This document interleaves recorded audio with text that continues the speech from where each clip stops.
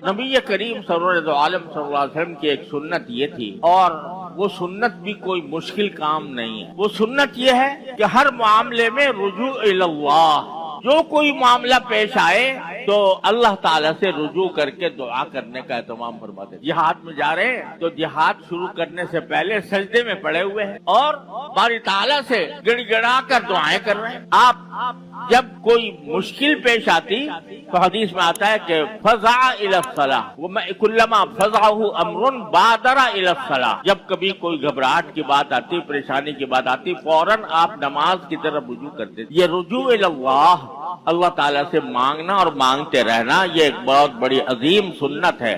और हर मुसलमान को ये चाहिए कि अपने तमाम मकासद के लिए अल्लाह ताला से दुआ किया करे। खास तौर पर मैं पहले भी आप हज़रात से अर्ज किया कि आजकल मुल्क जिन मुश्किलात का शिकार है, जिन मसाइल में गिरफ्तार है, उस पर हम मजलिसों में तबसरे तो बहुत करते हैं। उन तबसरों में बाद औक़ात गीबत होती है, बाद औक़ात बुहतान होता है, बाद औक़ात झूठ होता है, लेकिन जो असल करने का काम है उसकी तरफ मुतवज्जे नहीं होता। असल करने का काम यह है तबसरे करने के बजाय रुजू करो अपने अल्लाह से। उसी के कब्ज़े कुदरत में सारी कायनात है, उसी के कब्ज़े कुदरत में सारा मुल्क और मलकूत है, तो उससे मांगो या अल्लाह हम मुसीबत में घिर गए, हमें समझ नहीं आ रहा कि किस तरह हम इस मुसीबत से, इस भंवर से निकलेंगे, तो अल्लाह तबारक व तआला की बारगाह में हाजिर होकर दुआ किया करो।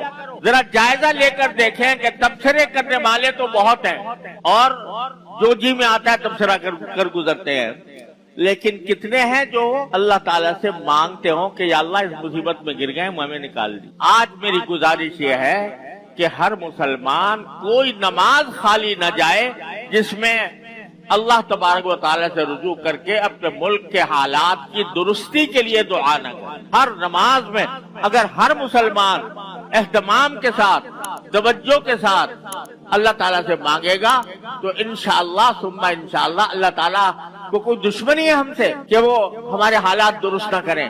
मा फअलल्लाहु बिअज़ाबिकुम इन शकरतुम व आमनतुम, अल्लाह ताला फरमाते हैं कि अल्लाह तुम्हें अजाब दे के क्या करेगा अगर तुम शुक्रगुजार बनो और मोमिन बंदे बनो। तो अपने हालात को हर इंसान दुरुस्त करे, दूसरों पर ताने देने के बजाय, दूसरों पर इल्जाम लगाने के बजाय अपनी इस्लाह की फिक्र करो और अल्लाह ताला से रुजू करो। यही एक रास्ता है सलाह और फलाह का, यही रास्ता है जिससे हम इस भंवर से निकल सकते हैं, इसके सिवा कोई रास्ता नहीं। अल्लाह ताला हम सबको इस पर अमल करने की तौफीक अता फरमाए।